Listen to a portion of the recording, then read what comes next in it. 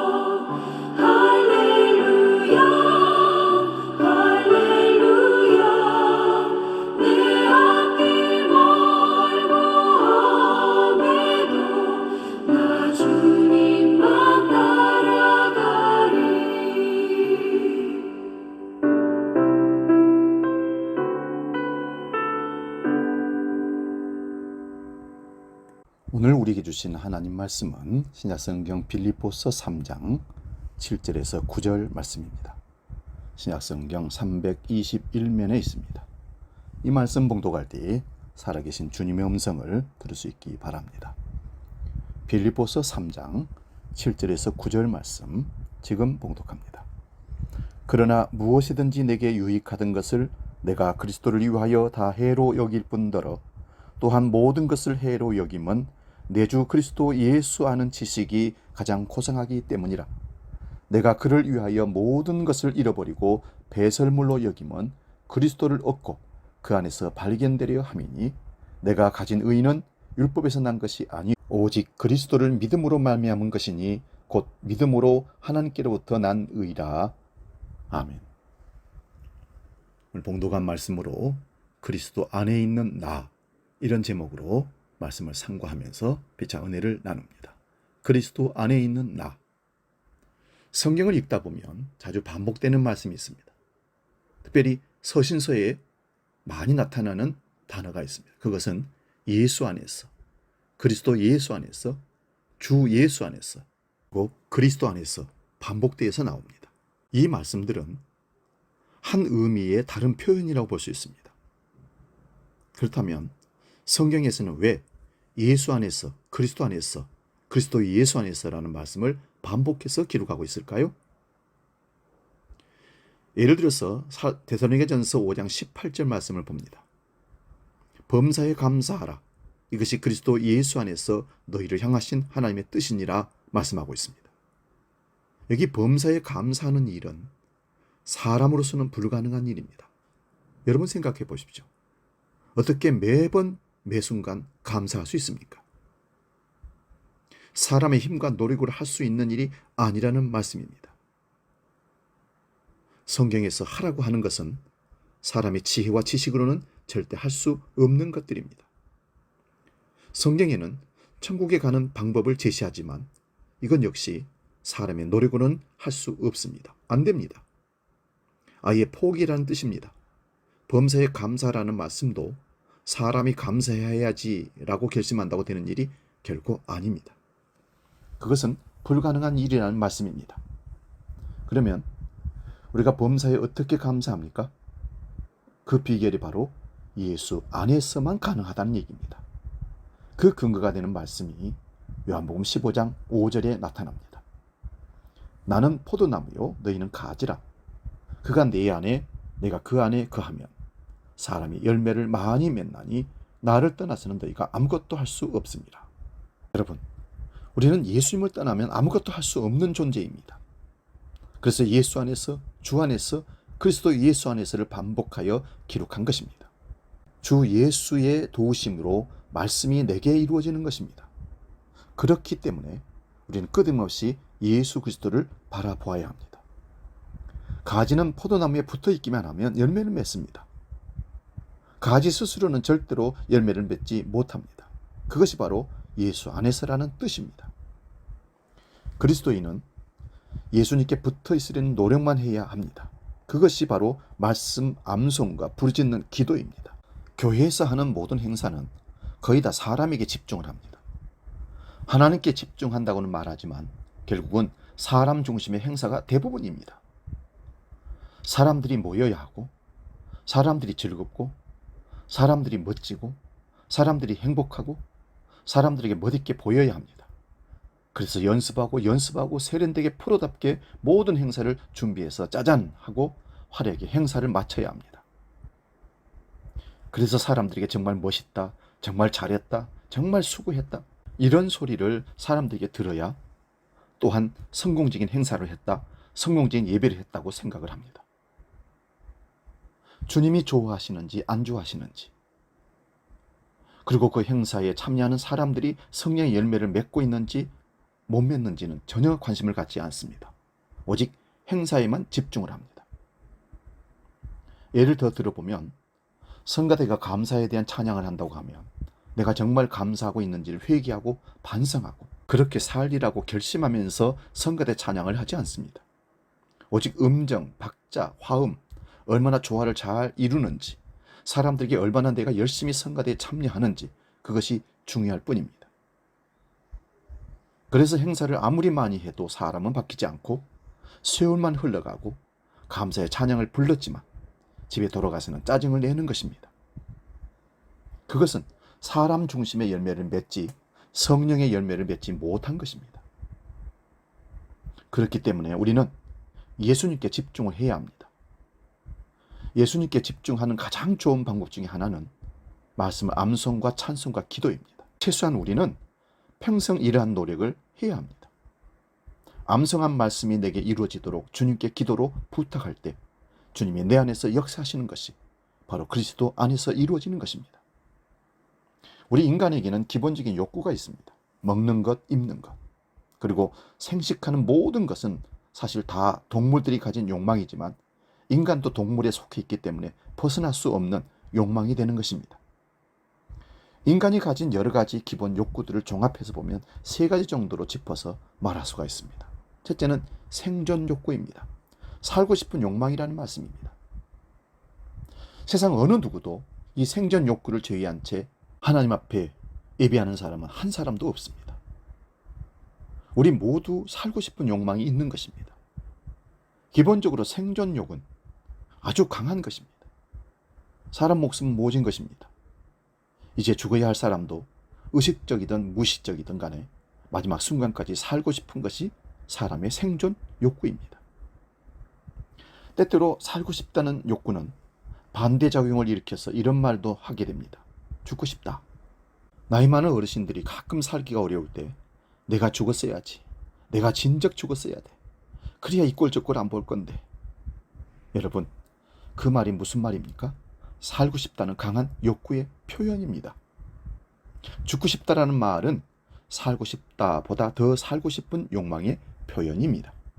그러니까 죽고 싶다고 말하는 사람에게 독약 드리면 절대 안 됩니다. 오히려 보약을 해드리면서 잘못했습니다. 잘 모시겠습니다. 더 오래오래 사십시오. 이렇게 해야 기분이 좋아지는 것입니다. 두 번째 인간의 욕망은 소유욕입니다. 사람이 이제 생명을 갖고 살았으니 이제 자기의 것을 가지고 싶은 것입니다. 내 것을 가지고 싶은 욕망. 우리 누구에게나 다 있는 것입니다. 우리 아이들이 내 거야 하면서 싸웁니다. 참 가소롭습니다. 그 녀석들 태어날 때 제가 봤는데 벌거숭이로 나왔습니다. 아무것도 안 가지고 나왔습니다. 여러분, 출산에도 진리가 있습니다. 사람이 출생하고 태어나는데 어떻게 태어나냐 하면 주먹을 꼭 쥐고 으앙 하고 태어납니다. 아이가 이렇게 손을 편 채로 태어나면 문제가 있습니다. 아이가 손을 꽉 쥐고 태어나는 걸 보니까 내가 세상에서 태어나서 한몫 잡겠다라는 그런 의지가 강해 보였습니다. 그런데 사람의 임종을 보았더니 사람이 세상을 떠날 때 보니 모두 다 손을 편 채로 죽는 것을 보았습니다. 사람이 손을 움켜쥐고 죽으면 문제가 있는 죽음입니다. 여러분은 다 이렇게 손을 펴고 이 세상을 떠날 수 있기를 바랍니다. 뭔가 소유하려고 태어나고 얻으려고 태어났지만 하나님 앞에 가는 순간에는 가지고 갈 것이 아무것도 없습니다. 우리의 알량한 지식을 가지고 가겠습니까? 우리가 모아놓은 재산을 가지고 가겠습니까? 우리가 지금까지 쌓았던 경험을 가지고 가겠습니까? 하나님 앞에는 가져갈 것이 아무것도 없습니다. 아니, 천국이나 지옥에는 아무것도 필요하지 않습니다. 그냥 우리만 가면 되는 것입니다. 천국도 지옥도 말입니다. 거기서 영원히 행복한 삶을 살든지 영원한 괴로움에 죽지 못해 살든지 둘 중에 하나입니다. 셋째로 인간의 욕망은 소속 욕구입니다. 이것은 생존 욕구나 소속 욕구와는 다른 정신적인 욕망입니다. 사람은 어디엔가 소속되어 있어야만이 사는 것입니다. 그래서 한 국민이라면 어느 나라에 소속되어 있어야 하는 것입니다. 돈은 많은데 자기가 속한 나라가 없다면 국제적 난민입니다. 이처럼 불행한 사람이 어디 있겠습니까? 교인들 중에 불쌍한 교인들이 있습니다.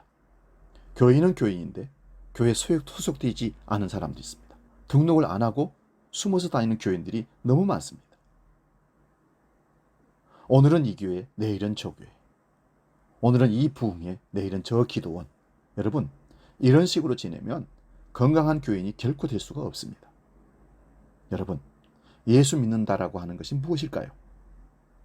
예수 믿는다는 것은 그리스도 안에서, 주 안에서 내가 이런 인간이 가진 기본적인 욕구인 생존 욕구, 소유 욕구, 소속 욕구의 수위 조절을 하면서 사는 것이 믿음의 사람입니다. 정말로 진실로 예수를 믿는 사람들은 생존 욕구에 있어서, 소유 욕에 있어서, 소속욕에 있어서 지나치지도 않고 모자라지도 않아야 합니다. 예수 잘 믿는 사람은 기본적으로 살고 싶은 욕망에 충실해야 합니다. 믿는 사람들은 생존욕을 포기하면 안 됩니다. 죽고 싶다거나 때려치고 싶다거나 하는 생각은 죄라는 말입니다. 그러나 생존욕이 너무 지나쳐도 안 됩니다.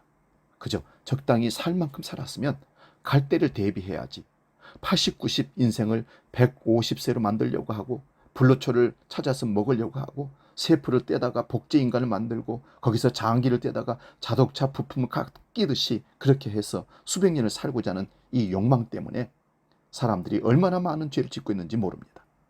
이것은 하나님에 대한 도전입니다. 그래서 예수 믿는 사람들은 적당히 살다가 살 만큼 살았으면 감사하고 떠날 수 있기를 바랍니다. 소유욕도 마찬가지입니다. 일용할 양식을 주옵시고 주님이 가르친 기도에 있듯이 적당한 것, 의식주 문제, 집 한 채 가지고 싶은 것, 그거야 누가 뭐라 하겠습니까? 그러나 소유욕이 지나치다는 말입니다. 이 지나친 소유욕 때문에 사람들이 죄를 짓는 것입니다. 우리나라의 이 가진 자들의 욕심 때문에 너무도 사회가 힘들어합니다. 예수 믿는다고 하는 것은 소유욕조차도 조절하면서 사는 것입니다. 그런가 하면 소속 욕구도 예수를 믿는 그 예수 그리스도 안에서 내가 조절하며 사는 것입니다. 소속 욕구가 너무 많아서 문제일 경우도 있고요. 소속 욕이 전혀 없어서 문제되는 경우도 있습니다. 제가 아는 분들은 온갖 모임들을 만들어서 일주일 내내 집에 있을 수가 없습니다. 모든 모임에 쫓아다닙니다. 심지어는 또 어떤 사람들은 전혀 소속을 하지 않고 방 안에 집 안에 갇혀서 사는 사람들이 있습니다. 우리는 어디든 소속되어야 하는 노력을 해야 됩니다. 하지만 소속욕이 지나칠 때 보스화가 된다는 것입니다. 조직을 만들고 조직을 거느리고 조직의 보스가 되고 자기 하수인을 만들려고 세력을 형성하고 약자에 대해서 자기 반대편에 대해서 무차별적으로 공격을 하고 이렇게 해서 사회에 혼란을 일으킵니다. 우리나라의 정치 지도자들, 정당들, 시민단체들 무섭습니다. 사도 바울은 예수 그리스도 안에서 모든 것을 배설물로 여겼다고 했습니다. 그리고 오직 원하는 것은 그리스도 안에서 발견되리 함이라 말씀합니다. 그리스도 안에서 어떤 인간으로 내가 발견될 것인가? 그것만이 사도 바울의 관심사였습니다. 오래 사는 것도 많이 가지는 것도 교계의 보스가 되는 것도 그의 관심이 아니었습니다. 세상에 자랑거리는 없었습니다. 오직 그리스도 안에서 하나님의 나를 어떻게 보실 것인가? 이것만이 그의 관심사였습니다. 예수 그리스도 안에서 내가 나를 다시 발견할 때 십자가는 내게 두 가지 의미를 가르쳐 줍니다. 하나는 내가 얼마만큼 죄인인가 하는 것을 가르쳐 줍니다.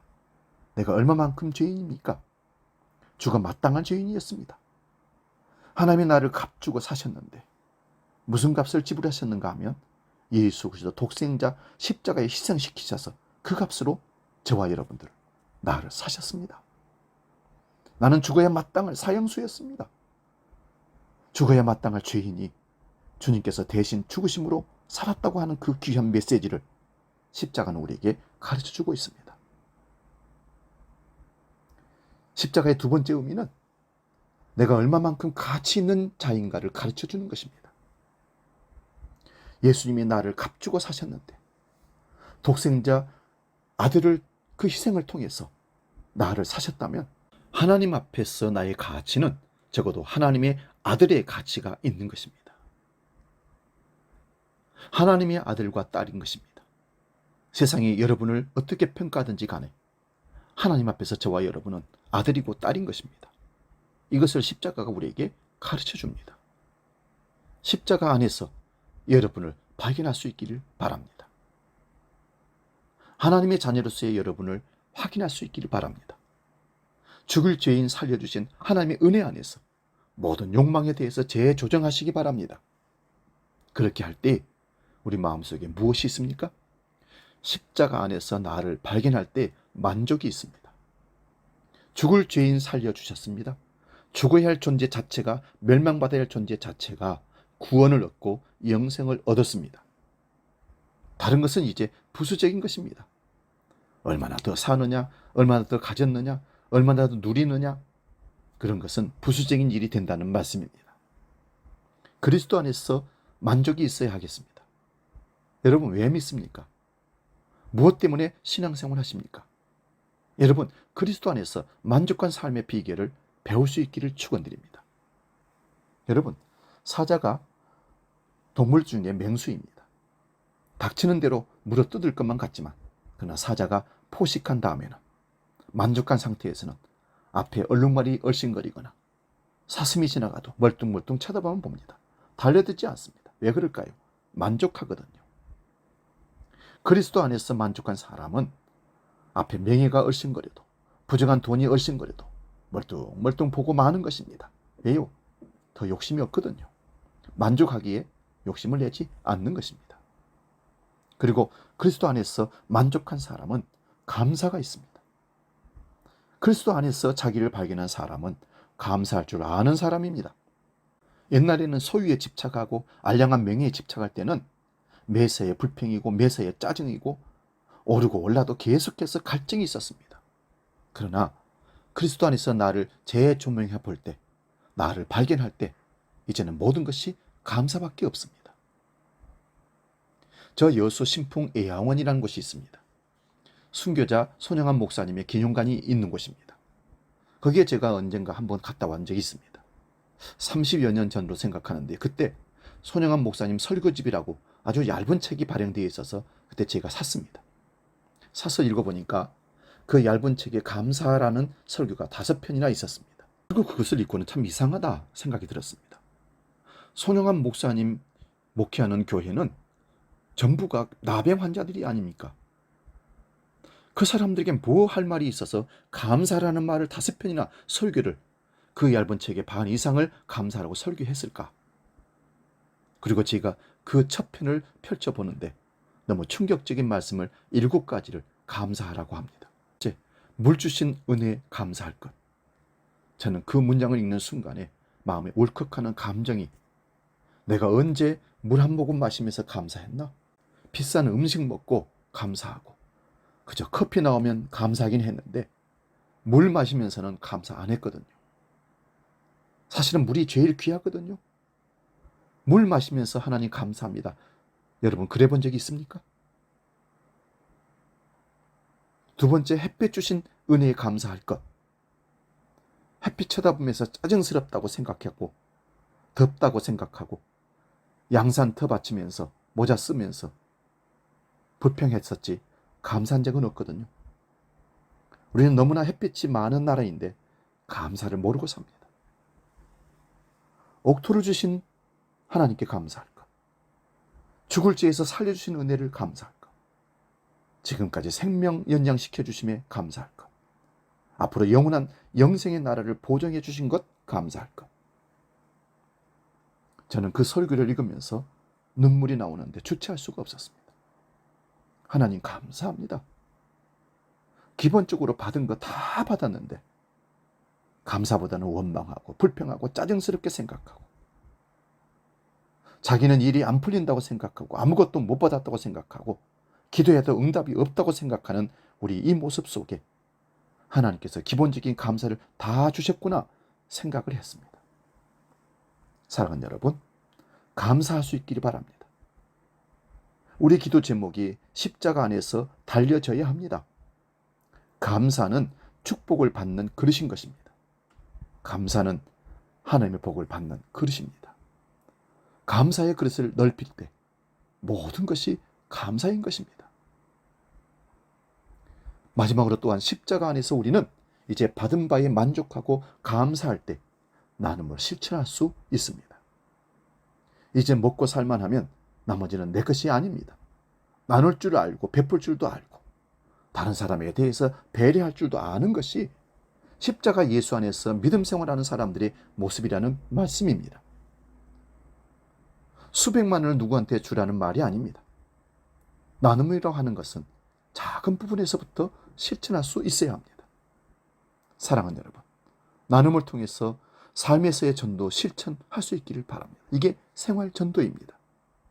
이미 그리스도 안에서 모든 것을 받았는데, 이미 십자가 밑에서 감당할 수 없는 넘치는 사랑과 은혜를 받았는데, 이제 이 세상의 그 어떤 자그마한 것이 뜻대로 내 원한대로 이루어지지 않았다고 속상해하고 계속 그것에 연연해하고 그로 인해서 남을 저주하고 비방하고 분을 사귀지 못해서 그리스도인이라고 할 수 있겠습니까?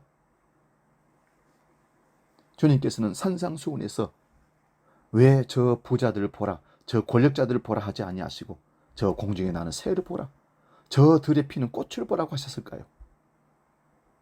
그리스도인의 행복은 소유를 비교하는 데 있는 것이 아니라 존재를 깨닫는 데 있기 때문입니다.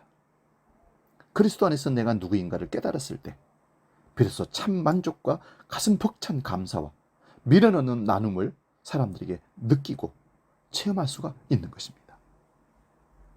오직 그리스도 안에서 자신의 존재를 발견하려 했던 사도 바울에게는 세상에 속한 육신의 정욕과 안목의 정욕과 이상의 자랑이 모두 배설물처럼 여겨졌고 자신의 영성 훈련에 방해물이 되었기에 그는 과감하게 버렸다고 했습니다. 오늘 말씀에 내게 유익하던 것을 그리스도를 위해서 모두 해로 여긴다고 말씀합니다. 그의 고백을 조용히 한번 음미해 보시기 바랍니다. 내가 그를 위하여 모든 것을 잃어버리고 배설물로 여김은 그리스도 안에서 발견되려 함이니 그의 처절하리만큼 엄숙한 이 선언 앞에서 우리 스스로를 돌아볼 수 있기를 바랍니다. 이 세상의 썩어질 명예 안에서 자신을 발견하려 한 잘못을 회개할 수 있기를 바랍니다. 분토와 같은 부정한 재물과 허망한 권력 속에서 나 자신의 존재를 확인하려 했던 우리의 어리석음을 회개합시다. 우리는 어쩌면 육신의 정욕과 안목의 정욕과 이생의 자랑을 쟁취하기 위하여 그리스도를 과감히 버리고 오히려 그리스도인으로서 마땅히 지켜야 할 윤리와 신앙 양심을 세상의 자랑거리를 얻는데 해가 되는 것으로 생각해서 버림에 살지 않았는가를 심사숙고해 보시기 바랍니다. 주 달려 죽은 십자가 우리가 생각할 때에 세상에 붙은 욕심을 헛된 줄 알고 버리네. 이 찬송 속에서 우리는 다시 그리스도의 십자가에서 너무 멀리 떨어져 살아온 죄를 회개하고 주님 품으로 돌아와야 하겠습니다. 우리의 죄를 위하여 살을 찢기시고 피를 흘리신 넘치는 주님의 사랑과 은총 안에서 나를 발견하고 더 이상 바랄 것이 없는 만족과 잔이 넘치는 감사와 미련 없는 나눔을 통해 우리 신앙의 삶을 그리스도 안에 있게 회복할 수 있기를 주의 이름으로 축원드립니다. 이 시간 찬양 나의 안에 거하라 찬양하고 기도하고 마치겠습니다.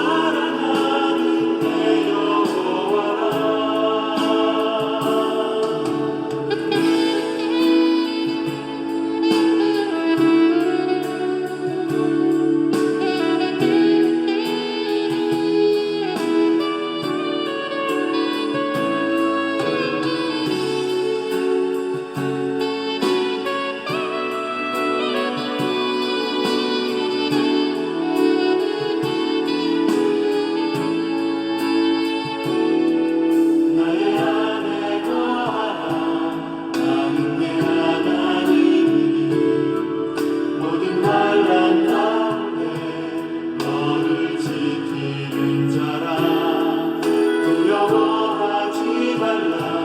내가 널 도와주리니 놀라지 말라. 내 손 잡아주리라. 내가 너를 지명하여 불렀나니 너는 내 것이라. 내 것이라. 너의 하나님이라. 내가 너를 거룩하고 존귀하게 여기노라. 너를 사랑하는 내 여호와라. 기도하겠습니다. 하나님 아버지, 주 안에서 사는 삶은 영원한 삶이요 복된 삶인 것을 믿고 감사하며 살게 하여 주옵소서. 만족하고 살게 해 주옵소서. 지나친 생존 욕구와 소유 욕구와 소속욕의 인생을 허비하는 인생 실수를 하지 않도록 성령으로 우리를 이끌어 주시옵소서. 주 안에서 나를 발견하고 그 안에서 하늘 은총을 누리며 살게 하여 주시옵소서. 그리스도 안에는 모든 것이 만족하고 자족하는 삶인 것을 인정하며 그리스도 안에서 천국의 삶을 날마다 살게 하여 주시옵소서.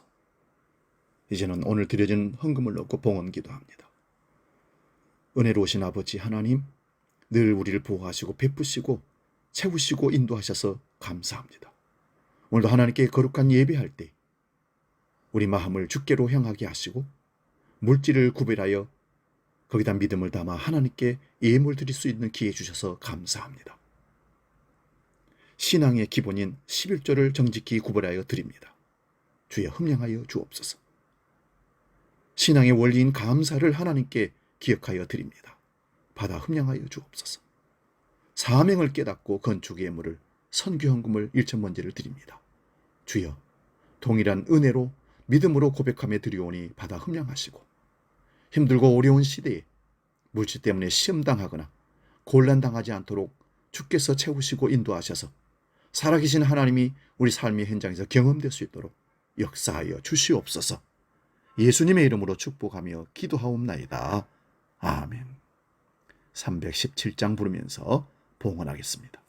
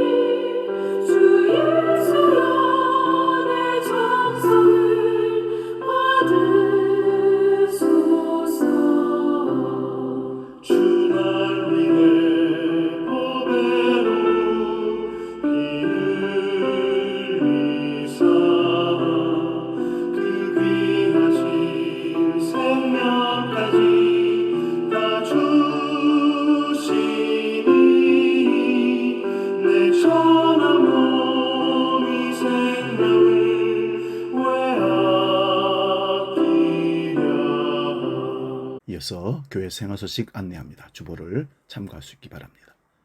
중고등부 수련회가 금요일날 은혜 가운데 잘 마쳤습니다. 8월 예배위원들 주보와 게시판을 잘 확인하시고 8월달에도 최상의 예배를 준비하며 하나님께 드릴 수 있기 바랍니다. 7월 말 8월 초는 우리 직장인들의 휴가입니다. 휴가에 안전사고 없도록 또 떠나시면 떠났다고 말씀 전해주시고 돌아오셔서는 또 잘 다녀왔음을 보고해 주시면 참 감사하겠습니다. 우리 환우들을 위해서 많이 기도해 주시기 바랍니다. 특별히 우리 이상철 집사님 관절 통증으로 걷기가 힘들고 수면장애로 많이 힘들어하고 있습니다. 회복의 은총 달라고 기도해 주시기 바랍니다. 또한 코로나로 장기간 동안 교회 함께하지 못하는 성도들이 있다면 마음을 회복하고 다시 만날 수 있는 믿음을 허락해 달라고 기도해 주시기 바랍니다. 광고는 주보를 참고하시고 이제 찬송가 55장 함께 부르시고 축도하고 예배 마치겠습니다.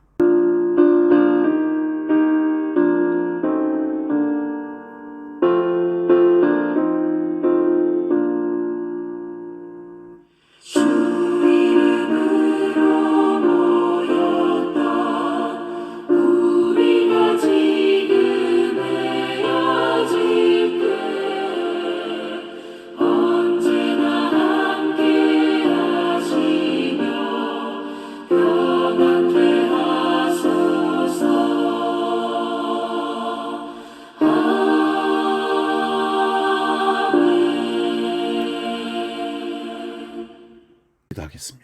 살아계신 아버지, 우리를 인도해 주시고 주 안에 살게 하시니 감사합니다.